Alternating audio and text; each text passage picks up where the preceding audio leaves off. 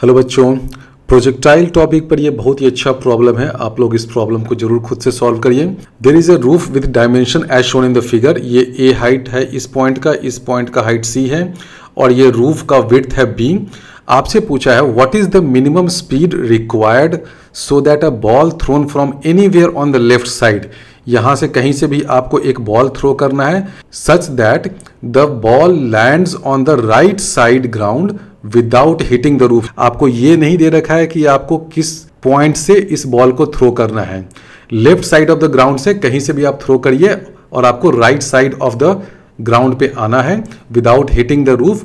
और उसके लिए मिनिमम स्पीड क्या होगा वही आपसे पूछा है। इस प्रॉब्लम को सॉल्व करने के बहुत सारे तरीके हो सकते हैं, लेकिन मैं आपको एक यूनिक एक नायाब तरीका बताता हूं और उस तरीके और उस मेथड को समझने के लिए मैं आपको एक नया कॉन्सेप्ट भी सिखाता हूं। बच्चों, हम लोगों ने थ्योरी के लेक्चर में देखा था कि प्रोजेक्टाइल का जो इक्वेशन होता है वो y = x tan theta minus half gx² by you square cos square theta होता है। इसका अगर हम लोग डायग्राम बनाए तो हम लोग जानते हैं कि जो प्रोजेक्टाइल होता है वो एक पैराबोलिक शेप का कर्व होता है। इस पैराबोला का ये वर्टेक्स होता है और इस वर्टेक्स से पास करता हुआ जो वर्टिकल लाइन होगा उसको कहते हैं एक्सिस। और इस पैराबोला का जो फोकस है वो इस एक्सिस पे कहीं लाई करेगा। मान लेते हैं कि इस पॉइंट पे लाई कर रहा है, उसका नाम दे दिया f। अब इस फोकस का डिस्टेंस या कोऑर्डिनेट क्या होगा?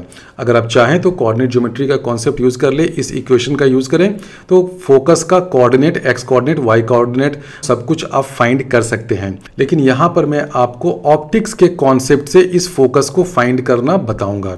फोकस का मतलब क्या है? ये एक पैराबोलिक शेप का कर्व है। मान लीजिए कि ये अगर पैराबोलिक मिरर होगा तो पैराबोलिक मिरर की पहचान क्या होती है? एक्सिस के पैरेलल अगर मैं इंसिडेंट रे डालूं, यानी कि ये एक्सिस है ना, इसके पैरेलल अगर मैं इंसिडेंट रे डालूं तो जो रिफ्लेक्टेड रे है कहाँ जाएगा? वो फोकस पे जाकर के मीट करेगा। चाहे वो पैराबोलिक हो या इलिप्टिकल हो या स्फेरिकल मिरर हो, अगर आप एक्सिस के पैरेलल इंसिडेंट रे डालेंगे उस मिरर के रिफ्लेक्टिंग सरफेस पे तो जो रिफ्लेक्टेड रे है वो कहाँ जाएगा? फोकस को इंटरसेक्ट करेगा या फोकस पे मीट करेगा। तो इस कॉन्सेप्ट का हम लोग यूज करते हैं। लो बेटा, मैं एक इंसिडेंट रे डाल रहा हूं जो कि एक्सिस के पैरेलल है, यानी कि वो वाई एक्सिस के अलोंग है। तो जो रिफ्लेक्टेड रे किधर जाएगा? रिफ्लेक्टेड रे ऐसे जाकर के एफ पे मीट करेगा। हम लोग लॉज ऑफ रिफ्लेक्शन का यूज करें तो क्या होता है? Angle of incidence equal to angle of reflection. उसके लिए हमें नॉर्मल फाइंड करना होगा। तो नॉर्मल फाइंड करने के लिए पहले हमें टेंजेंट डायरेक्शन फाइंड करना होगा और इस पैराबोलिक ट्रेजेक्टरी का टेंजेंशियल डायरेक्शन क्या होगा? ये है पॉइंट ऑफ प्रोजेक्शन। यहां से अगर मान लीजिए अगर इनिशियल वेलोसिटी ऑफ प्रोजेक्शन है थीटा डायरेक्शन में, ये क्या हो गया? यू का डायरेक्शन हो गया ना। ये हॉरिजॉन्टल से कितना एंगल बना रहा है? थीटा। तो इसी टेंजेंशियल डायरेक्शन को हम लोग अगर पीछे कर दें तो ये वाला एंगल कितना होगा? देखो ये एंगल कितना होगा जरा बताओ। वेलोसिटी वेक्टर और हॉरिजॉन्टल के बीच में थीटा एंगल है तो ये एंगल कितना हो जाएगा? 90 माइनस थीटा। ये 90 माइनस थीटा है तो ये एंगल कितना हो जाएगा? 90 माइनस थीटा, क्योंकि दोनों क्या है? वर्टिकली ऑपोजिट एंगल है। अब देखो बच्चों, ये एंगल अगर 90 माइनस थीटा है तो ये एंगल क्या है? इंसिडेंट रे और टेंजेंट के डायरेक्शन में एंगल, ये 90 माइनस थीटा है। तो जो रिफ्लेक्टेड रे और टेंजेंट के बीच में डायरेक्शन है वो कितना होगा? ये एंगल भी 90 माइनस थीटा हो जाएगा। बहुत सिंपल है ना, लॉज ऑफ रिफ्लेक्शन से। आप ये देखो, मान लो कि ये इंसिडेंट रे है, ठीक है, ये रिफ्लेक्टेड रे है, ये नॉर्मल है। लो बेटा, नॉर्मल हो गया तो हमें पता है कि ये और ये दोनों एंगल इक्वल होता है। तो ऑब्वियसली ये वाला एंगल और ये वाला एंगल भी इक्वल होगा, यानी कि इंसिडेंट रे और टेंजेंशियल प्लेन के बीच में या टेंजेंशियल डायरेक्शन के बीच में जो एंगल है, अगर ये एंगल है समहाउ मान लीजिए कि 90 माइनस थीटा, तो ये एंगल भी 90 माइनस थीटा होगा। यानी कि हम लोगों ने ये फाइंड किया कि ये एंगल हो गया 90 माइनस थीटा, ये एंगल भी 90 माइनस थीटा है क्योंकि वर्टिकली ऑपोजिट एंगल है, और ये एंगल भी 90 माइनस थीटा है। तो देखिए यहाँ पर क्या हुआ, ये एंगल हो गया 90 माइनस थीटा और ये एंगल हो गया 90 माइनस थीटा। दोनों एंगल इक्वल है। डायग्राम में ये अपीयर नहीं कर रहा है लेकिन दोनों एंगल इक्वल है और दोनों की वैल्यू है कितना? डॉट डॉट दे देते हैं। डॉट वाले जो एंगल है उनका एंगल है भाई 90 माइनस थीटा। तो अब जरा ये बताओ ये एंगल कितना हो जाएगा? ऑब्वियसली ये पूरा एंगल क्या हो जाएगा? 180 माइनस 2 थीटा।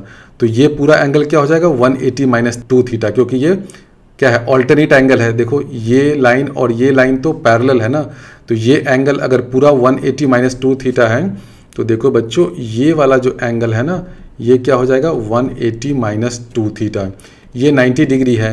तो जो फोकस वाला लाइन है, मान लो कि ये O है, तो O से जो F तक लाइन जाता है वो ये वाला एंगल जो बनाएगा कितना हो जाएगा, बहुत सिंपल है, ये 90 है यानी कि इन दोनों एंगल का सम होगा 90।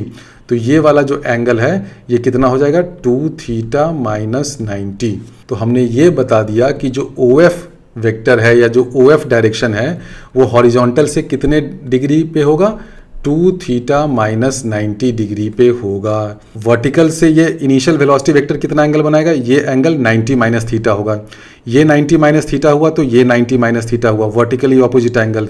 अब 90 माइनस थीटा क्या है, इंसिडेंट रे और टैंजेंट के बीच का एंगल। तो रिफ्लेक्टेड रे और टैंजेंट के बीच का एंगल भी ये पूरा एंगल हो जाएगा 90 माइनस थीटा। यानी कि हमने ये दिखा दिया कि जो देखो ये जो इनिशियल वेलोसिटी वेक्टर है ना वो वर्टिकल से 90 माइनस थीटा एंगल बना रहा है और ये जो फोकल लाइन है उससे भी 90 माइनस थीटा एंगल बना रहा है। तो यहाँ से अब मुझे क्या लगना चाहिए, सबसे पहले मुझे ये लगना चाहिए कि ये जो केस है जो initial velocity vector theta angle पे है तो मैक्सिमम रेंज किस डायरेक्शन में होगा, अलोंग द फोकल लाइन होगा। अलोंग द फोकल लाइन क्यों होगा, क्योंकि मैंने रेंज अलोंग द इंक्लाइन वाले थियरी में बताया था कि range along the incline maximum तभी होता है जब इनिशियल वेलोसिटी वेक्टर उस इंक्लाइन के डायरेक्शन और वर्टिकल के डायरेक्शन को इंटरनली बाइसेक्ट करता है। तो यहाँ तो देखो बाइसेक्ट कर रहा है ना, वर्टिकल डायरेक्शन ऊपर की तरफ है, इंक्लाइन का डायरेक्शन अगर फोकल लाइन के अलोंग है तो ये डायरेक्शन हो गया। इनिशियल वेलोसिटी वेक्टर क्या कर रहा है, देखो इस एंगल को बाइसेक्ट कर रहा है। ये डॉट भी कितना है 90 माइनस थीटा, ये डॉट भी कितना है 90 माइनस थीटा। यानी कि हमने ये बता दिया कि हर केस में, प्रोजेक्टाइल के हर केस में जैसा भी प्रोजेक्टाइल मोशन हो रहा हो, जो पैराबोलिक शेप बनता है ना, तो जो रेंज है वो मैक्सिमम किस डायरेक्शन में होता है, मैक्सिमम होता है अलोंग द फोकल लाइन। यानी कि पॉइंट ऑफ प्रोजेक्शन से आप फोकस को ज्वाइन कर दीजिए तो जो फोकल लाइन बना उसी लाइन के अलोंग रेंज मैक्सिमम होता है। अब ये ज्योमेट्री बहुत से बच्चों को थोड़ा सा कंफ्यूजिंग लग सकता है, इसलिए मैं इसको एक बड़े से डायग्राम में और थोड़ा सा सुंदर करके बना देता हूं।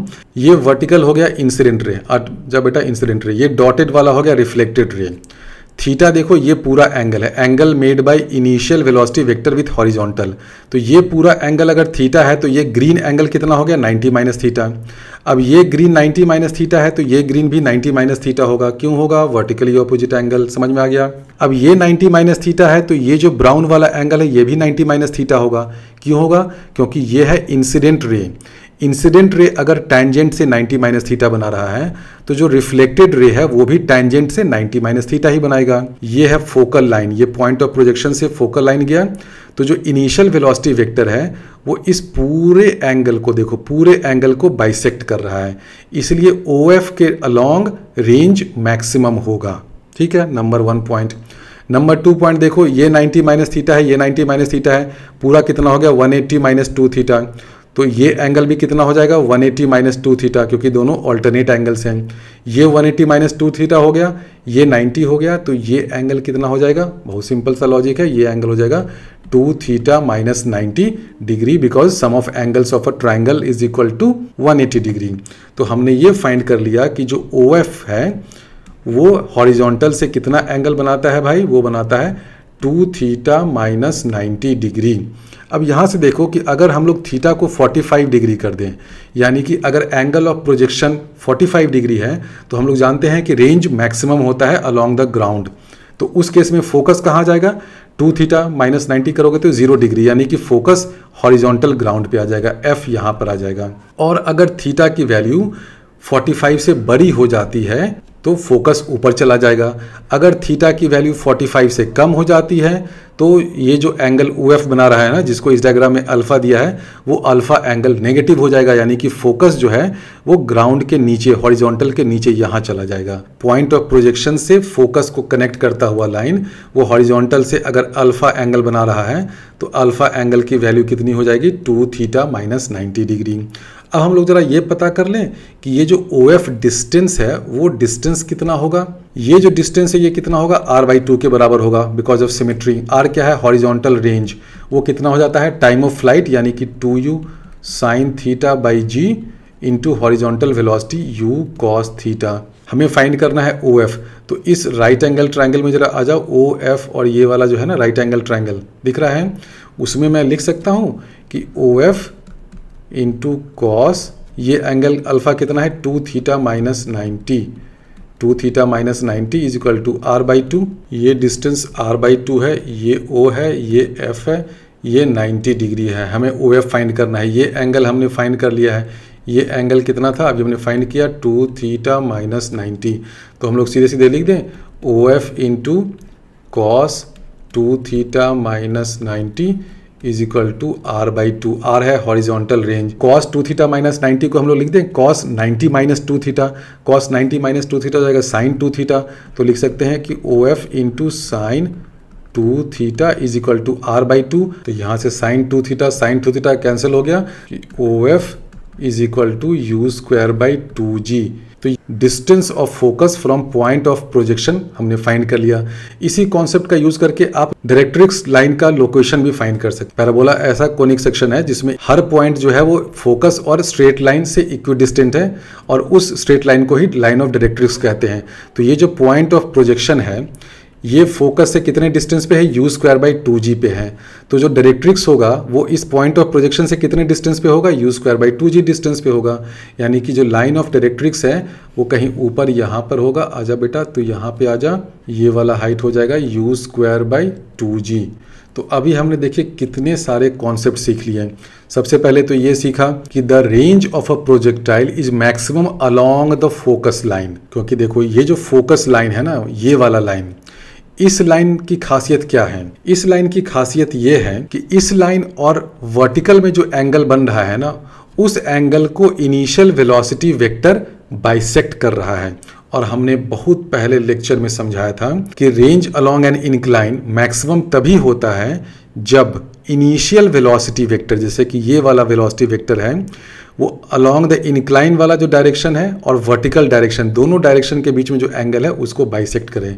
यानी कि range of A projectile is maximum along the focal line, यानी कि इस वाले लाइन के अलोंग मैक्सिमम होता है। इसी को हम लोग दूसरे तरीके से भी लिख सकते हैं कि अगर आपको ये बोला हुआ है कि किसी एक पर्टिकुलर डायरेक्शन के अलोंग, मान लो कि इस पर्टिकुलर डायरेक्शन के अलोंग आपको बोल दें कि भाई रेंज मैक्सिमम है, इसका मतलब फोकस को इसी में कहीं लाई करना पड़ेगा। या तो यहाँ लाई करे, यहाँ लाई करे, यहाँ लाई करे, लेकिन इसी लाइन के अलोंग लाई करना पड़ेगा। तो हमने जो स्टेटमेंट ऊपर में लिखा उसी का इक्विवेलेंट स्टेटमेंट है, उसी को हम लोग दूसरे तरीके से लिख सकते हैं। कैसे लिख सकते हैं कि if range is maximum along any line या direction then focus lies on that line. तो ये जो दो पॉइंट्स हैं ना, इनको अच्छे से रट लो। जनरली बुक्स में नहीं मिलता है, लेकिन ये ऐसे कॉन्सेप्ट्स हैं जिनका यूज़ करके आप बहुत सारे डिफिकल्ट क्वेश्चन फटाफट सॉल्व कर सकते हैं। तो ये दो स्टेटमेंट हो गया फॉर मैक्सिमम रेंज। आपको याद होगा कि बहुत पहले मैंने मैक्सिमम रेंज के लिए एक और कंडीशन बताई थी, वो क्या था? In case of maximum range the initial velocity vector and the final velocity vector are perpendicular to each other. तो ये तो पहला स्टेटमेंट बताया था। आज मैंने ये दूसरा स्टेटमेंट बता दिया, the range of a projectile is maximum along the focus line. और उसी का इक्विवेलेंट तीसरा स्टेटमेंट हो गया, if range is maximum along any line और direction then focus lies on that line. और पॉइंट ऑफ प्रोजेक्शन से फोकस के बीच का डिस्टेंस क्या हो जाता है? u square by 2g। तो अब इन्हीं कॉन्सेप्ट का यूज करके हम लोग इस क्वेश्चन को सॉल्व करते हैं। आपको पता करना है कि आपको मिनिमम स्पीड कितना चाहिए सो दैट आप इस रूफ को क्रॉस कर सकें। तो मिनिमम वाले केस में, लिमिटिंग वाले केस में आप इस रूफ के पॉइंट को जस्ट टच करते हुए, ग्रेजिंग करते हुए निकल जाएंगे। मतलब टच नहीं करेंगे, उससे टकराएंगे नहीं, लेकिन जस्ट करते हुए निकल जाएंगे। तो मान लेते हैं कि मिनिमम वाले केस में ऐसा हमने कोई प्रोजेक्टाइल थ्रो किया है। मान लीजिए कि यहाँ पे जस्ट टच करते करते करते निकल, क्योंकि जस्ट टच करेगा तभी तो मिनिमम स्पीड आएगा ना। हाँ देखो ये हो गया। तो हमसे पूछा है कि इस पॉइंट पे हम लोग किस स्पीड से थ्रो करें। मान लीजिए कि ये स्पीड है u, तो यहाँ पर स्पीड क्या हो जाएगा? यहाँ पे स्पीड मान लेते हैं कि है v1 और यहाँ पर स्पीड है v2। अब देखिए मिनिमम वाले केस में या लिमिटिंग वाले केस में v1 स्पीड से इस पॉइंट से प्रोजेक्टाइल जा रहा है और यहाँ तक आ रहा है। तो जब हम लोग मिनिमम स्पीड की बात करेंगे तो हम लोग क्या कह सकते हैं कि इस v1 मिनिमम स्पीड के लिए हम लोग इस डायरेक्शन के अलोंग मैक्सिमम रेंज ले रहे हैं। क्योंकि अगर मैक्सिमम रेंज नहीं है, इसका मतलब क्या है कि आप यहाँ पे कहीं टकरा जाइएगा, वो अलाउड नहीं है। और अगर आप V1 को थोड़ा सा ज़्यादा बढ़ा देते हैं तो क्या हो जाएगा, आप ऐसे निकल जाइएगा, तो उस केस में तो आपको मिनिमम स्पीड नहीं मिला। यानी कि लिमिटिंग वाले केस में क्या होगा, लिमिटिंग वाले केस में ये होगा कि यहाँ से हमने V1 स्पीड से थ्रो किया और यहाँ पे वो जस्ट निकल रहा है, यानी कि ये जो रेंज है ना, ये मैक्सिमम रेंज है फॉर दिस V1 स्पीड। और अभी हमने देखा कि मैक्सिमम रेंज के लिए जिस डायरेक्शन के अलोंग मैक्सिमम रेंज हो उस डायरेक्शन में ही फोकस लाई करता है। तो फोकस बेटा यहाँ पे कहीं लाई करेगा, इस लाइन के अलोंग फोकस लाई करेगा। तो हम लोग इसका नाम दे दें, लो बेटा इसका दे देते हैं A, ये F हो गया, इसका दे देते हैं B। तो जो AF डिस्टेंस है वो क्या हो जाएगा, अभी मैं किसकी बात कर रहा हूँ, ये हो गया पॉइंट ऑफ प्रोजेक्शन। और मैंने देखा कि V1 स्पीड से मैं प्रोजेक्ट कर रहा हूँ तो मुझे मैक्सिमम रेंज मिल रहा है, क्योंकि मैं मिनिमम स्पीड की बात कर रहा हूँ ना। कम से कम स्पीड में मुझे इस रूफ को क्रॉस करना है, यानी कि इस पर्टिकुलर गिवन स्पीड के लिए मुझे मैक्सिमम रेंज मिल रहा है। तो जो AF है वो क्या हो जाएगा, अभी मैंने बताया कि मैक्सिमम रेंज हो या कोई भी केस हो, पॉइंट ऑफ प्रोजेक्शन से फोकस के बीच में डिस्टेंस क्या होता है, ये हो जाता है u²/2g। इस केस में यहाँ V1 है तो ये हो जाएगा V1²/2g। समझ में आया। अब हम लोग प्रिंसिपल ऑफ रिवर्सिबिलिटी यूज़ करते हैं। अगर हमने V1 स्पीड से थ्रो किया है तो प्रोजेक्टाइल ऐसा हो रहा है, कर्व ये बन रहा है, ट्रेजेक्ट्री ये है। अगर इसी को हम लोग रिवर्स कर दें, जो कि मैंने पहले भी बताया था कि मान लीजिए कि अगर मैं इस पॉइंट से V2 स्पीड से थ्रो करूं तो प्रोजेक्टाइल अपने पाथ को रिट्रेस बैक करेगा, यानी कि सब कुछ सेम रहेगा। तो उस केस में भी क्या होगा, along this line range maximum होगा। यानी कि यहाँ से अगर मैं V2 स्पीड से प्रोजेक्टाइल को थ्रो करूँ या बॉल को थ्रो करूँ, स्टोन को थ्रो करूँ, तो क्या होगा, along this roof direction range is maximum. तो उस केस में मैं क्या कर सकता हूँ, पॉइंट ऑफ प्रोजेक्शन B और फोकस F, दोनों के बीच में डिस्टेंस हम लोग फाइंड कर सकते हैं।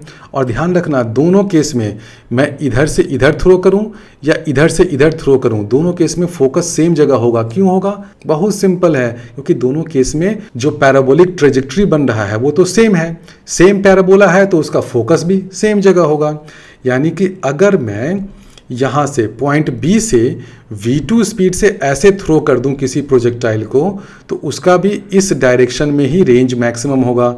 यानी कि फोकस इसी लाइन में लाई करेगा और यहीं पे लाई करेगा। बिल्कुल सही। तो BF डिस्टेंस क्या हो जाएगा, लो भाई मैंने लिख दिया, BF = हो जाएगा V2²/2g। ठीक है। तो अब जरा बताओ कि AF प्लस BF दोनों मिलकर के क्या हो जाएंगे, वो B के बराबर हो जाएगा। तो मैं लिख सकता हूँ कि V1²/2g प्लस V2²/2g = B। अब V1 और V2 क्या होगा, आप चाहें तो थर्ड इक्वेशन ऑफ मोशन या कंजर्वेशन ऑफ एनर्जी यूज़ करके फाइंड कर सकते हैं। V1² और U² में रिलेशन बहुत सिंपल है ना, हर किसी को पता होगा कि V1² क्या हो जाएगा, U² - 2AG, यही होगा ना, क्योंकि ये A हाइट है ना। देखो आप A हाइट पे ऊपर गया हो तो V1 तो ऑब्वियसली U से कम होगा। कितना कम होगा, V1² = U² - 2AG। उसी तरह V2² क्या हो जाएगा, V2² = U² - 2CG। इस इक्वेशन से हम लोग क्या देख रहे हैं, हम लोग इसको अगर ऐसे लिख दें कि V1² प्लस V2² = 2BG। ठीक है। तो इन दोनों इक्वेशन को ऐड कर दीजिए, ऐड कर दीजिएगा तो आपको U² में एक सिंपल इक्वेशन आ जाएगा और आप लिख सकते हैं, ये हो जाएगा 2U² = 2 times A plus B plus C G। This implies U = √A plus B plus C G। यानी कि U क्या है, मिनिमम स्पीड जिससे आपको बॉल को left side of the ground से थ्रो करना है। तो देखिए कितना सिंपल इसका सॉल्यूशन हो गया। लेकिन इस सॉल्यूशन को समझने के लिए आपको बहुत सारे कॉन्सेप्ट समझने पड़े। पहला कॉन्सेप्ट तो ये कि अगर मैक्सिमम रेंज है तो उसी डायरेक्शन के अलोंग फोकस लाई करेगा। फोकस और पॉइंट ऑफ प्रोजेक्शन के बीच में डिस्टेंस ये होता है V1²/2g। यहाँ से अगर थ्रो करेंगे तो BF डिस्टेंस ये हो जाएगा V2²/2g। दोनों को ऐड किया तो वो B के बराबर हो गया। अब हमने लिख दिया V1² प्लस V2² = 2BG। तो ये हो गया minimum speed required to cross over this roof.